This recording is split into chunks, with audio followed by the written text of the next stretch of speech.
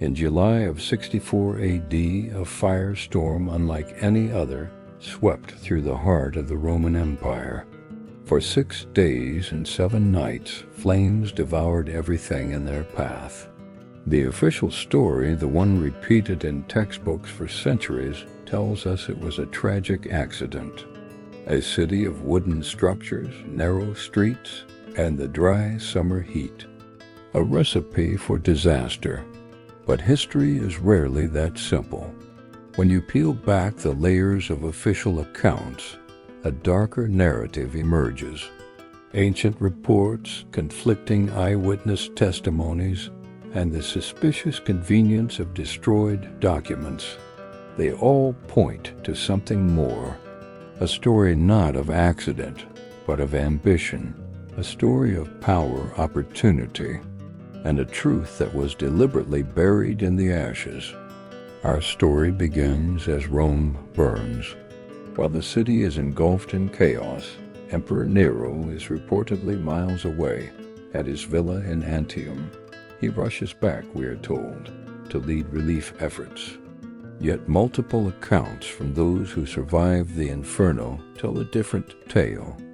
Eyewitnesses, like the historian Tacitus, recorded claims of soldiers actively preventing citizens from fighting the fire.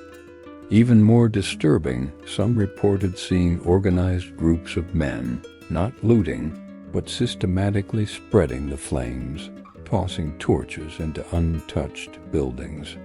Why would anyone, especially agents of the state, accelerate such a catastrophe? The question hangs heavy in the smoke-filled air.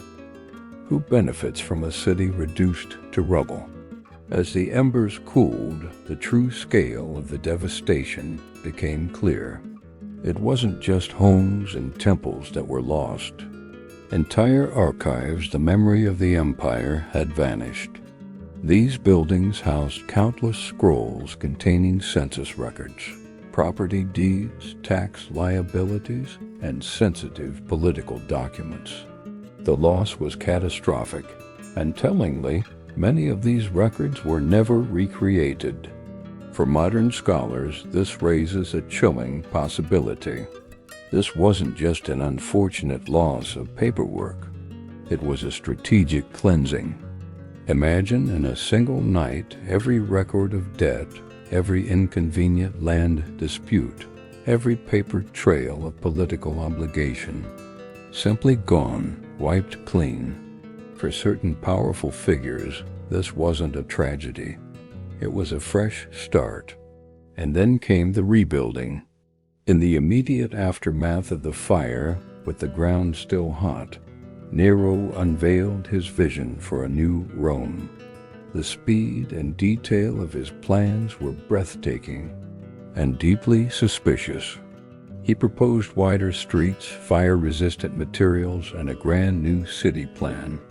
At its heart was his own project, a colossal, opulent palace known as the Domus Aurea, the Golden House. It was to be built on a massive tract of land conveniently cleared by the fire, land that had previously been densely packed with private homes and businesses. The question on everyone's lips, whispered in the ruins, was a dangerous one. How could such magnificent, detailed architectural plans be ready so quickly? Unless someone had been waiting for the space to become available? As public anger and suspicion mounted, Nero knew he needed to redirect the narrative. He needed a scapegoat. His choice fell upon a small, misunderstood, and relatively new religious sect, the Christians. He accused them of hatred of the human race and of starting the fire. A brutal and horrific persecution followed. Christians were arrested, tortured, and executed in public spectacles. But even at the time, many Romans found this accusation unbelievable. Historians like Tacitus, who was no friend to Christians, questioned the story. Why would this small, powerless group, with no clear motive and no resources, commit such a monumental act of arson?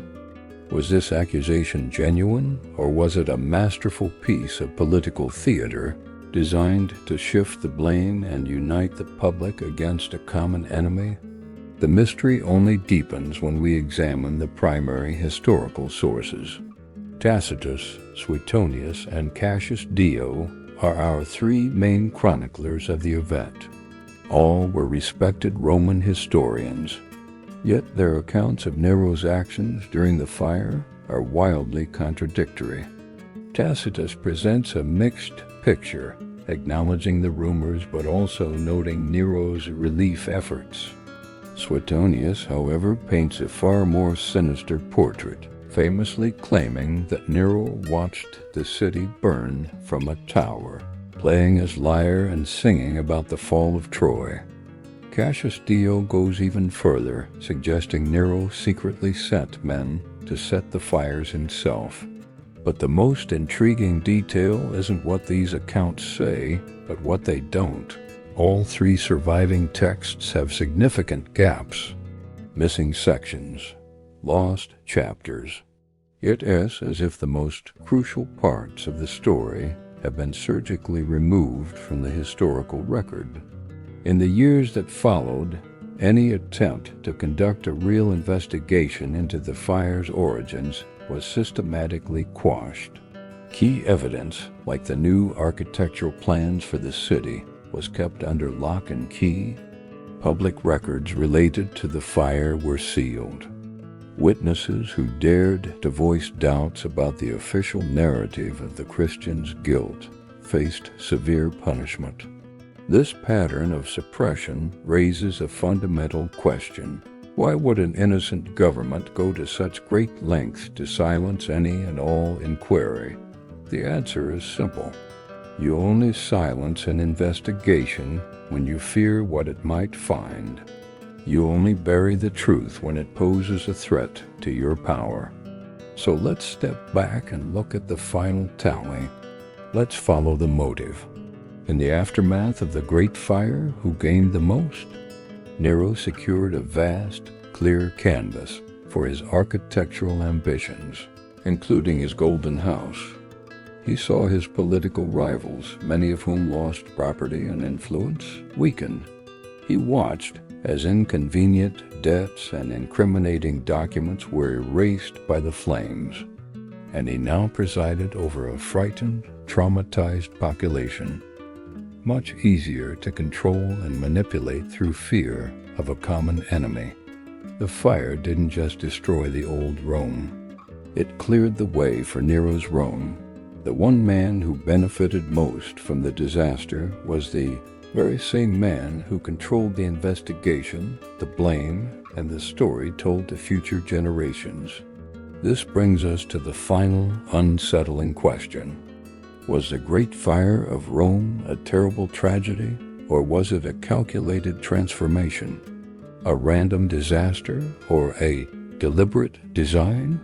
A calamity that nearly ended an empire, or a brutal, orchestrated reset that secured one man's absolute power?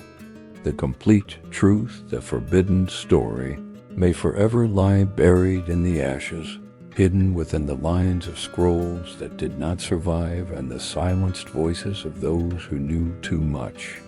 If you're ready to uncover more of history's suppressed secrets, make sure you subscribe to the True Story Files, and let us know in the comments below. What do you believe is the real story behind the Great Fire of Rome? Thanks for watching.